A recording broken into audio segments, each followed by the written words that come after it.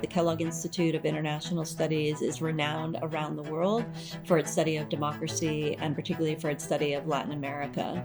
It's really great to bring together people in our Washington office to come to talk about the state of democracy in the world today.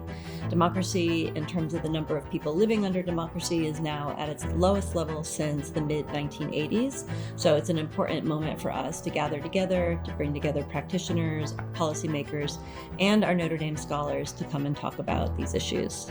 But democracy cannot be taken for granted. And what we have seen over the past 15 years, that in part because of the changes in politics in the world, in part because of the expansion of social networks and other forms of communication, democracies are increasingly fragile. We are seeing a consistent pattern by which democratically elected leaders who are popular and sometimes incredibly popular use their democratic legitimacy and their constitutional authority to dismantle democracies from the inside. And we don't know how to respond to this problem. Therefore, having research on this topic, having conversations between academics and practitioners on this topic is crucial to defend the future of democracy. One of the interesting things that's happening right now across the world is not just democratic backsliding, which is democratic countries becoming less democratic. I think what you also see in many parts of the world is authoritarian regimes also becoming more autocratic.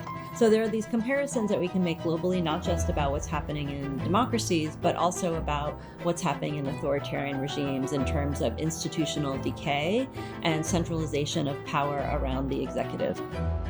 We have to fix the politics in order to have the kinds of governments that would execute sound policies, build the right kinds of institutions, and make the right kinds of priorities of investment in the production of public goods and services, the basic service delivery that citizens need in order to thrive.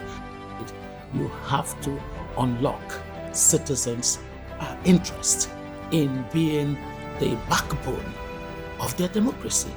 You can't call it democracy without active participation of citizens, and not just a few citizens, but all citizens.